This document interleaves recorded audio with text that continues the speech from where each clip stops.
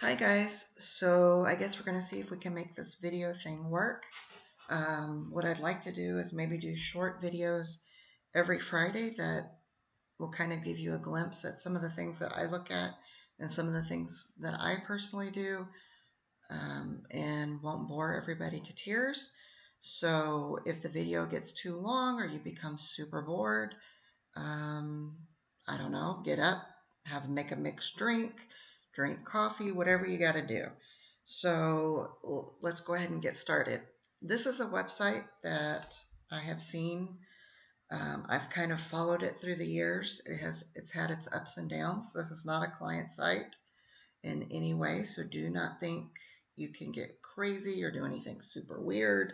I know that a lot of people I know that I won't be showcasing client sites just to protect the client and to protect my livelihood, but let's go ahead and get started. So before I look at on page, which I'm known for, something that you need to do is take a look at their backlinks because you kind of want to see what they're working with. I know that these guys have had SEO, so you for sure want to check the backlinks because there are a lot of cheap SEO services that do crazy backlinks, and you want to know what you're working with so that you know the kind of path that you're going to have to take for these guys. So I threw it in already so that we can take a quick look, and yeah, they have some weird anchors here. A little bit about the site. I know that this was the original domain, and I know that this site was hacked and spammed to death. And I know that the new SEO team that they have currently took this hacked spam domain and they did a 301 redirect to the brand new domain that you see here. And you can see that passes on the crazy anchors that they were trying to get away from. So I wouldn't do a 301 redirect if the site had this kind of issues. If anything, you could try a double 301 redirect, or at the end of the day, start fresh. I mean, why would you try and work? I don't know. Like, we all make different decisions, but this is just not a decision I would have made. There's no way that I would have this for any of my anchors for a local plumber. All right, so beside the anchor count and the crazy anchor keywords, we can look at what they have going on. I know that this site does okay in maps for their plumbing terms. You can actually see them ranking in the 3-pack. But what also I've noticed is organically they're hanging out about the 3rd page. So while they're doing okay in maps, and I mean okay, 2nd and 3rd in maps, for some of their plumbing terms, they're still ranking on the 3rd page organically. And of course, they have these issues that have to get cleared up, but we can still kind of take a look at what they're doing organically. This is a good site to kind of take a look at and just show you some of the things that I would investigate or take a look at. So first of all, when you're looking at a site, you need to know the landing pages. Plug it into a rank tracker, see what pages are ranking, what they're ranking for.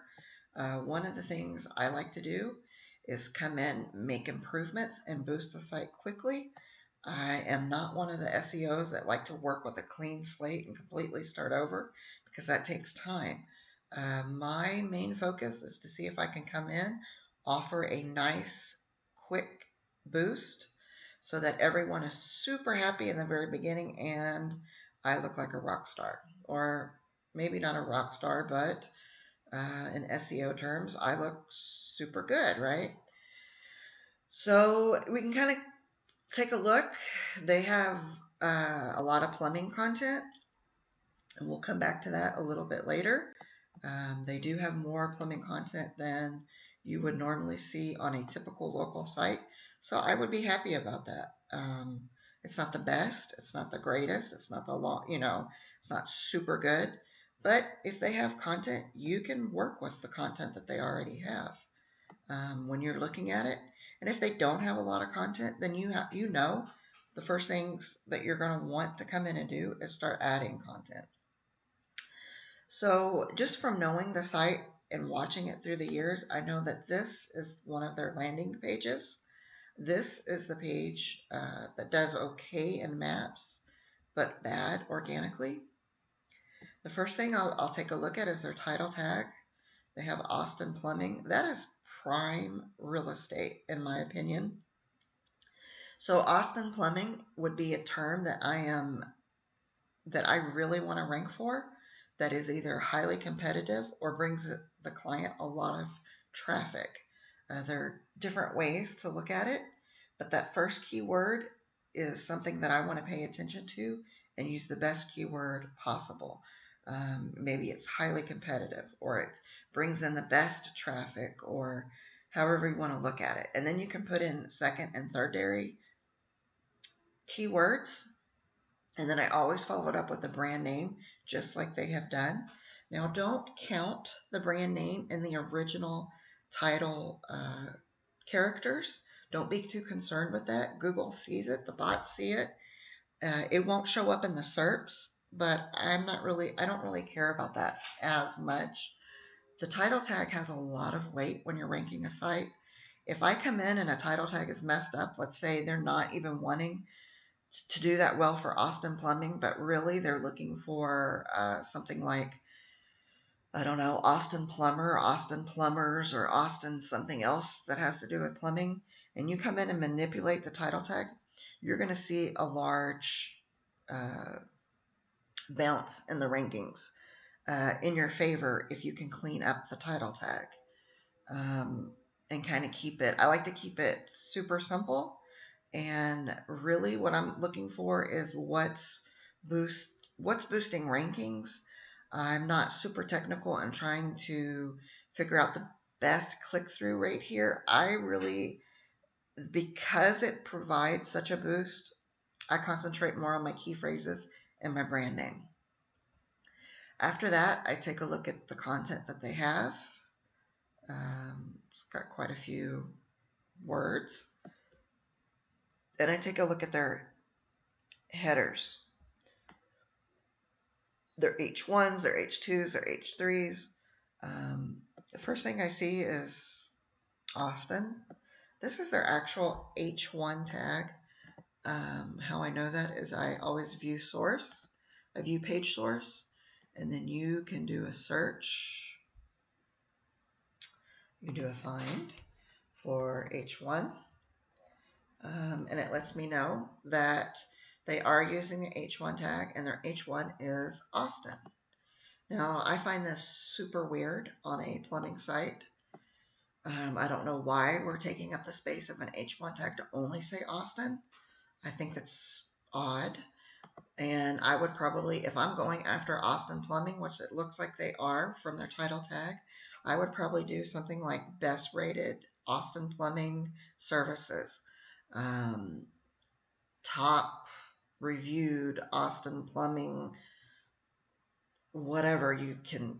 I want Austin and I want plumbing, and I want it to sound halfway decent so that they think they know I'm highly rated or I'm super good, whatever's going to make them keep reading for another, I don't know, what do they read for, like 2 seconds total these days? I wouldn't do this. You want your key phrases in there. You do want your city and you want your key phrase. However, you need to fit it in, and you want it to sound good and look good so that they keep reading. Now, they're doing this for geo-relevancy, which is good, but why would you put this at the beginning? If I'm looking for a plumber and I'm clicking onto the site, and the first few things I read is about only Austin, and then we're keeping Austin weird. Now, this is keep Austin weird is something that we say in Austin a lot. It's a term that is used a lot in Austin. So it does have geo-relevance, sure. But how is this helping talk about the plumbing? I'm not sure. Honestly, I would think this page has a high bounce rate. We're keeping Austin weird. They have great barbecue, home of live music. All this is super true. But why do we need to know about the Trail of Lights, the barbecue, and the Zilker Kite Fest when I'm coming onto a plumber site and I have a busted pipe?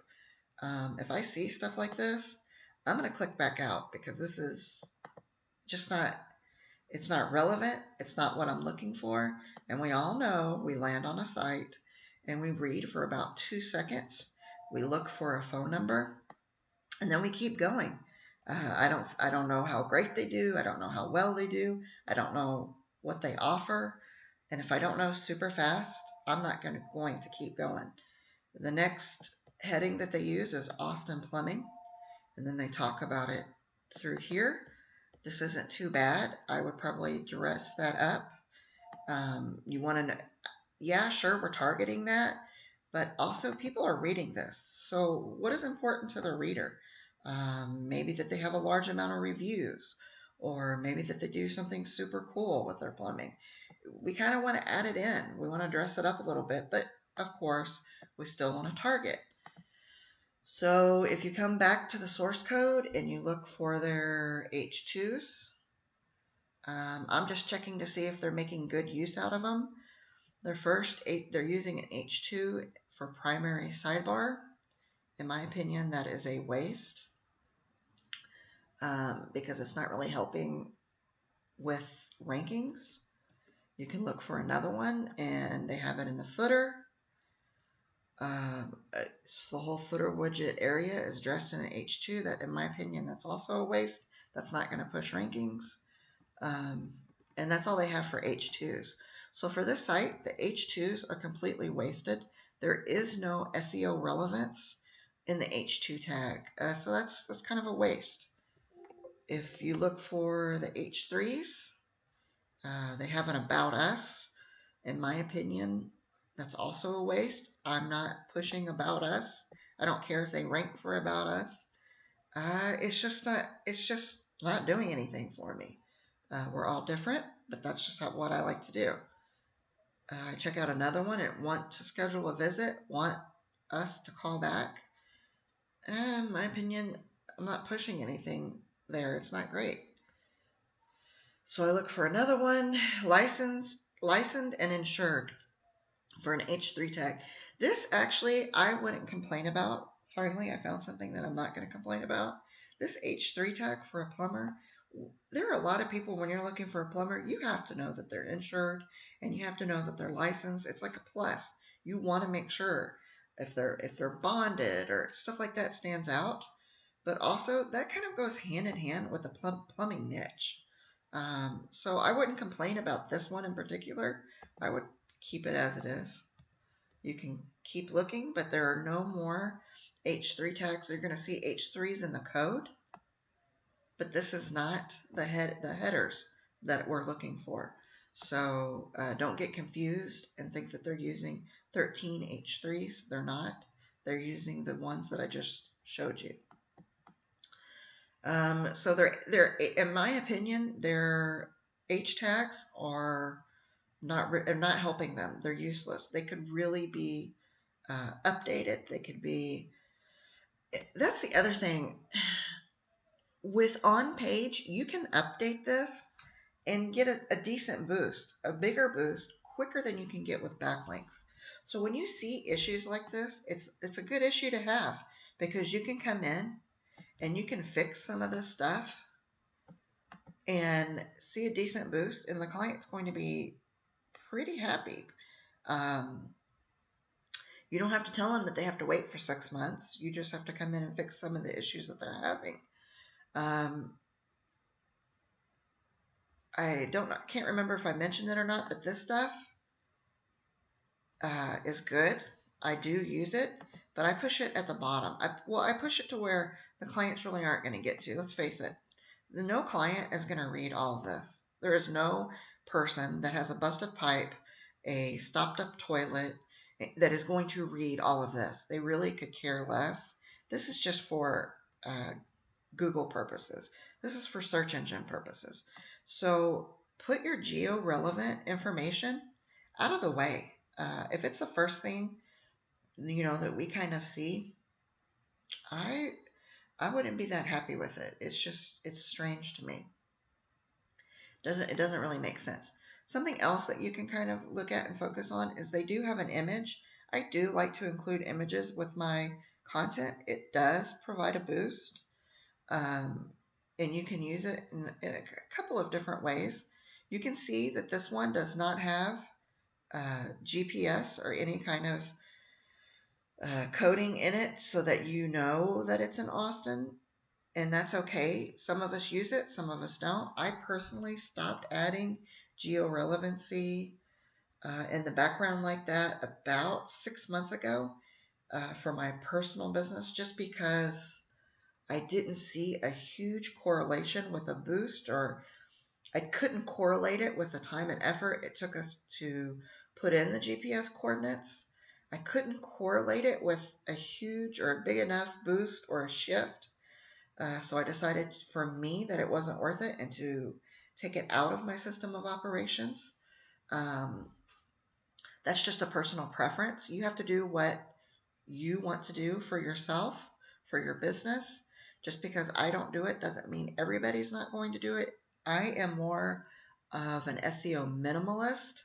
The less I do and get the amazing results, the better off for my personal business I am. So for me, that didn't really work out. But what I do like to do is make sure the actual image itself, the file name, has your city and keywords in it. You can check and see what these guys used by doing some more searching in the. I like to search in the source code. Not everybody does. Some people find it super confusing, but I like to search for it. And if you look for their alt tags, it'll pull up their image. You can look at their alt tag. I make sure these are not spammed to heck. A lot of people love to keyword stuff in the alt tags, and honestly, the alt tags have a super low, if any, significance in the rankings. I have not been able to correlate it. It has been spammed, abused, and so it's not a heavy indicator anymore because we have abused it. So I don't. You can talk about what the picture is, which they did. It's Austin, Texas service area. That is what the image is about, so it can help anyone who can't see. They'll know a little bit more about the image, but don't use it to push rankings. I don't like to see keywords in here. I'd rather use the keyword somewhere else. So moving on, the file name of the actual image is here. This is the image that you're using. This is the file name. They have location, Austin, Texas. Now here's where I like to be a little bit different. The actual file name is where I like to put the city and the keyword. So I would probably say something like Austin Plumbing, whatever, or top rated Austin Plumbing. Or you could do brand name Austin Plumbing. That way it correlates it with the brand name and with your keyword and will help you in image search. Not that anyone needing a plumber does a whole lot of image searches, but if you understand that when a bot comes to look at your website, it's not people, it's a bot. And when they come to your website, this isn't what the bot sees. The bot reads this. This is why I like to dig into the source code. This is what the bot sees and what it reads. This is why I know I cannot be confusing in my H tags. I cannot be confusing in my file names. Everywhere I can show significant relevance to this website, I will. So this is why I dig into H tags. If I have 10 H1 tags and part of them are logos, footers, sidebars, and anything else I can throw in, it becomes super confusing. Try and make this so simple that a bot can come here and not be confused as to what your site is about. And some of these areas, like your H tags, your title tags, your file names, these are areas that bots read. So it's looking for relevance, and you have to tell it what your site is about. And my site is about plumbing, and my site is about in Austin plumbing. So if you're going to add your file, like for instance, your file names for your images, like I just talked about, that's a way to show relevance. What kind of images that you're putting on the site, your file names, that bot's reading, and it's looking for relevance. So if you're putting in Austin Plumbing and dress it up, everything can't be Austin Plumbing 1, Austin Plumbing 2. I mean, kind of do it sensibly, but realize that the bot's reading this and it's looking for relevance. So you can boost your relevance in some of these areas in the actual code, which is what the bots are looking at. Um, so I don't want to get off like on a complete tirade or tangent about it. I can probably talk for hours on end about on page, and just about everyone becomes super bored. But by taking a look at some of these areas and realizing that one, it's a bot, two, this is the code that they're reading, and then trying to make it easy to understand, you really can't go wrong with rankings, um, which at the end of the day is something we have to provide. Um, Something else you can do with the source code is look to see if they're using schema. If they're not using schema, this particular person is. And if you kind of go through here, they're actually using a lot of schema. They're using it for headers. They're calling out their navigation elements. This has a large amount of schema. They're using schema for their review tags. What I do check for this is if they're not using schema, I make a note of it because that's something I can mention. It's something that's a little bit different, something that you can bring to the prospective client and say, hey, you don't have schema. This is why I like to use schema, type of thing. But these guys are using it, and they're using it with just about everything. Something else you can kind of do is throw this into a Google schema checker. It's super easy. You can just Google schema checker, throw it in, and look for errors. If it's producing errors, that's something else you can point out to the prospective client, and how you're going to fix it. So moving on and trying to clear this up so that maybe we haven't had to have too many drinks because this is so boring. Your ears are probably bleeding. We talked about the H tags. We looked at the overall content. They do have an image. I do like to use images, at least one image. I do, use a couple of images, but try and appease the person who's landing on the page. If you don't have an image at all, I always suggest that you add an image because I'm looking for that relevance with the file name. Not so much the alt tag anymore like we used to. The geo-relevance I did like, but push it to the bottom, push it out of the way. No one really wants to read about barbecue if you have a busted pipe. I'm sorry, that's just the way that it is. Secondly, you want to kind of click around. You know that they have plumbing material. They have plumbing content. It's not horrible, but you kind of want to see what they're doing with it. They're linking out to a lot of different areas. So they have some kind of silo going on. I just kind of like to get an idea of what type, maybe not what type of silo, but I try and get an idea of what they're linking out to and why. Most of my silo, I like to have a rhyme and a reason. So after I've identified all of my landing pages, I kind of know the way that I want my silo to go. I wouldn't come in here and wipe everything out, but what I would do is come in here and tweak how they're using their current silo so that it could help them if you find issues with the silo. So here they're linking out to slab leaks. You can kind of look in here and slab leak is linking to a blog post. So they are linking out. But some of my questions about the silo is, are you providing the link to the blog for a particular reason? I know maybe they're not trying to rank the blog post, but are you linking to this blog post to push power to a different area for a reason? And when I come in here, they've pushed a link to this page. And then when you come in here and check the page within the content, there's not another link. So it kind of died right here. And in my opinion, that was a waste. You could do something else with this page. Maybe link it to somewhere that's worthy of pushing power around. So think, are you pushing power to the Contact Us page? And if you are, why are you pushing it there? Have a reason. Are you pushing to the About page? What are you going to do with it? You know, there's a million different silos. You could hook it up a million different ways. But if you're not pushing power around for a reason, then you're wasting your time. Uh, it, Not only is it wasting your time, but you're not pushing rankings with it.